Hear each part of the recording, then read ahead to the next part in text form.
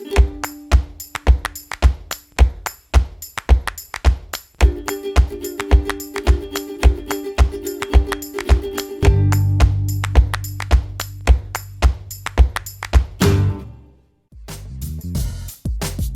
moi, je m'appelle Marie Bouchanville, j'ai 30 ans, je viens donc de la Nièvre et je suis installée en tant qu'agricultrice avec ma mère depuis 2 ans environ. Ouais, 2 ans, même 3 bientôt. Et voilà, et donc on élève des chevaux, on a toute une activité qui tourne voilà, autour des chevaux. Alors, après mon bac S, j'ai fait un DUT en génie biologie et c'était l'option analyse biologique et biochimique. Suite à ça, j'ai continué, j'avais été prise en prépa pour faire une école veto. En fait, c'est pas la prépa normale, ça s'appelle les prépas post-DUT ou post-BTS. J'ai commencé cette prépa que je n'ai pas terminée. Et à la place, je suis partie en Angleterre pendant 1 an pour apprendre à parler anglais. Enfin, un peu moins d'1 an quand même, j'exagère, ça devait être 6 mois. Et en revenant, en fait, j'ai réussi à intégrer une école d'ingénieur en agronomie via un concours qui n'est pas trop connu, qui est réservé aux gens qui ont arrêté leur scolarité, en fait, entre 1 et 3 ans et qui soit sont partis à l'étranger, soit ont travaillé vraiment. Et donc, j'ai tenté ce concours-là. Il n'y avait pas beaucoup de place. Je crois qu'on était 3 à pouvoir être pris. Et voilà, j'ai été prise. Donc, j'ai intégré une école d'ingénieur agronome à Dijon. Et suite à cette école, eh ben, j'ai décidé de m'installer en tant qu'agricultrice. Voilà à peu près mon parcours. En fait, on a une structure qui est assez variée. On a une partie élevage où effectivement on élève des chevaux de sport qui sont destinés plus au concours complet et des chevaux de course. Après, on a une partie écurie de propriétaires, donc là où on accueille des chevaux de personnes qui n'ont pas voilà, l'endroit où les mettre dans leur jardin. Donc, voilà, nous, on s'en occupe, on les travaille. On les sort en concours, on fait du coaching. Donc on a cette partie-là. Après, on a une partie qui est tout ce qui est, on va dire, valorisation, c'est-à-dire qu'on travaille avec des éleveurs du coin qui, eux, font naître leurs poulains, mais qui n'ont personne pour les travailler. Donc ça, c'est un peu ma partie à moi. Je m'occupe de valoriser les produits de l'élevage des personnes un petit peu dans la région, dans un optique de vente. Et puis pour terminer, on a ce qu'on appelle des pensions pour des chevaux qui sont soit là en convalescence, soit à la retraite, voilà, qui sont au pré, eux. Et donc notre but, c'est de les surveiller, de voir que tout aille bien, qu'ils aient à manger, à boire. Voilà, et l'objectif, moi, à côté de ça, je sors en compétition. Et j'avoue que dans un petit coin de ma tête, voilà, j'aimerais bien un jour pouvoir faire des grosses échéances et j'ai les JO de 2024 là. Donc pas trop loin. Donc voilà. Alors là, je sors d'une petite pause parce que j'ai accouché là en décembre. Donc l'année dernière, en fait, je suis pas sortie en compétition. Mais avant de m'arrêter, je venais tout juste de réintégrer l'équipe de France. Donc, je fais partie là, des sportifs de haut niveau dans la catégorie relève. Et donc, voilà, je suis aux portes de l'équipe de France. Donc, on est nombreux hein, quand même. Mais le but, voilà, c'est d'arriver à progresser jusqu'à 2024 et essayer d'atteindre vraiment le haut niveau. Là, on va dire, voilà, je suis dans le vivier de cavaliers qui peuvent prétendre à des sélections futures, mais qui ne sont pas prêts là tout de suite, quoi. Par exemple, pour les JO de cette année, c'est sûr que je ne fais pas partie des cavaliers pressentis, mais j'espère bien y arriver pour 2024 ou 2028. Je crois que le plus beau souvenir que j'ai pour l'instant, c'est peut-être en 2019. C'était mon deuxième 4 étoiles, donc 4 étoiles, ça commence à être un bon niveau. En tout, il y a 5 étoiles en complet. Et donc, c'était avec une jument que j'ai toujours d'ailleurs, qui s'appelle Vive la mariée, qui est née ici, que mes parents ont élevée.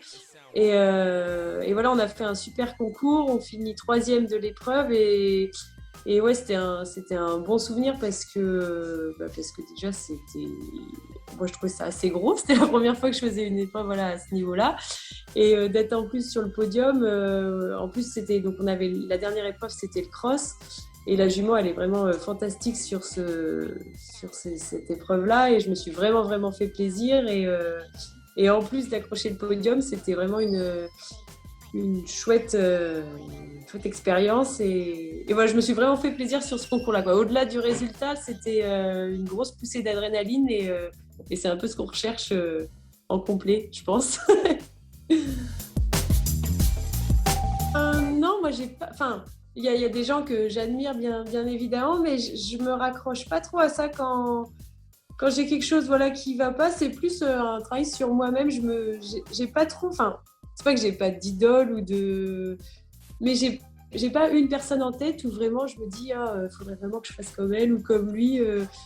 Non, j'ai pas trop de... Après, oui, non, mais c'est vrai que quand je suis partie en Angleterre, là, je suis partie travailler chez Pippa Fennell, qui est une cavalière qui fait partie de l'équipe d'Angleterre. Et c'est vrai que, oui, moi, je l'admire quand même parce qu'il y a déjà pas beaucoup de femmes en concours complet. En France, on en a une. Il y a Gwendolyn Fer, voilà, c'est tout pour l'instant. Bon, après, il y a quelques jeunes qui arrivent, mais vraiment à haut niveau, il n'y en a pas. Et c'est vrai que, oui, Pippa, c'est quand même la seule à avoir gagné le Grand Slam. Là, elle a gagné badminton, Burghley et je ne sais plus lequel c'était, les 3 d'affilée. Le seul qui a réussi à le faire depuis, c'est Michael Young, qui est quand même pas n'importe qui. Et donc oui, on va rester un petit peu girl power. Je dirais que c'est Pippa Fennell, allez. Non, les projets, oui, c'est sûr que voilà, les JO, ça serait le rêve. Je pense que c'est le rêve de tout sportif. Mais après, voilà, là, actuellement, j'ai 3 très bons chevaux que je suis en train de former. Et l'objectif, voilà, c'est de pouvoir les former pour atteindre vraiment le haut niveau et de les travailler correctement pour qu'ils puissent avoir une carrière assez longue et qu'ils ne se blessent pas et que qu'on se fasse plaisir voilà, ensemble. Parce que c'est vraiment une notion de couple, le concours complet. Je trouve plus que dans les autres épreuves, il faut vraiment créer une relation assez particulière avec son cheval. Parce que bon, quand on s'envoie les crosses qui sont très gros à la vitesse à laquelle on va, il faut quand même qu'on ait confiance l'un dans l'autre. Et les projets, voilà, c'est de former ces 3 chevaux-là pour vraiment essayer d'atteindre le haut niveau avec les 3. Et puis, tous les petits jeunes qui suivent, essayer de préparer la relève parce que les années passent vite et que peut-être que moi, je serai encore là dans 20 ans, mais les chevaux que j'ai actuellement, ça ne sera pas le cas. Donc, le but, voilà, c'est d'essayer d'avoir un piquet de chevaux qui soit toujours là pour remplacer les plus vieux qui, eux, partiront à la retraite. C'est un petit peu l'objectif en tant que sportif, on va dire. Et sinon, sur la structure, le but, c'est d'essayer de pérenniser la structure, voilà, que ça tourne bien. Là, on a construit un nouveau bâtiment qui va vraiment nous permettre comment on peut dire, d'alléger un peu les tâches quotidiennes qui sont de curer les box, de donner le foin, tout ça, qui sont des tâches qui sont très physiques. Et donc là, on a construit un nouveau bâtiment qui a vraiment été réfléchi pour essayer d'améliorer tout ça et d'améliorer les conditions de travail. Et donc le but, bien sûr, c'est de pouvoir rentabiliser ce bâtiment et d'essayer de travailler dans la joie et la bonne humeur sans trop s'esquinter la santé. Oui, quand même, parce que à l'heure actuelle, on peut quand même plus passer à côté de ça, je pense. Nous, on essaye quand même de travailler. Voilà, déjà, on est tout en bio parce qu'on fait, tout en bio. Je veux dire, nos prairies, elles sont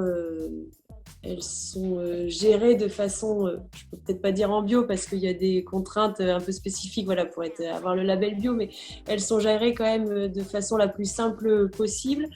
Dans la construction des bâtiments, voilà, on a fait quelque chose avec un bâtiment en bois. On a réfléchi à tout ce qui est récupération d'eau, à tout ce qui est panneaux photovoltaïques pour l'énergie. Enfin oui, on a quand même une réflexion là-dessus parce que je pense qu'à l'heure actuelle, on ne peut pas trop passer à côté, notamment quand on voit les étés de plus en plus secs qu'on a. Voilà, je pense que par exemple, tout bêtement, le fait d'avoir des récupérateurs d'eau, c'est quelque chose qui est un peu essentiel maintenant à l'heure actuelle, quoi. Et c'est pas quelque chose qui est très difficile à mettre en place et qu'on peut mettre en place à notre échelle. Bon, alors pour pas faire de jaloux avec ceux que j'ai actuellement, on va en citer un plus vieux. On va dire que c'était Filou. Filou Dubreuil, c'était mon poney quand j'étais petite et c'est vraiment lui qui a un peu déclenché ma carrière sportive, on va dire. Il m'a offert 2 ou 3 titres de championne de France. Il m'a emmené 3 fois au championnat d'Europe. Donc, je crois que ouais, s'il y en a un qui a vraiment marqué pour l'instant ma carrière, on va dire que c'est lui. Et donc, il s'appelait Filou. Il s'appelle toujours, il est toujours vivant. J'espère qu'il va le rester encore longtemps. Il est à la retraite chez nous. Être optimiste, c'est garder le sourire déjà, même quand ça va pas. Non, être optimiste, c'est essayer de, quand on a un problème, voilà, de ne pas s'apitoyer sur ce problème et d'essayer de trouver les solutions pour le régler le plus vite possible et de façon le plus rapidement possible et le plus efficacement possible. Je dirais que c'est ça. Et d'essayer de trouver des solutions adéquates et pas se dire oh là là, mon Dieu, j'ai un problème qui me bloque, qu'est-ce que je vais faire? C'est d'agir. Pour moi, voilà, c'est ça, être optimiste, c'est agir.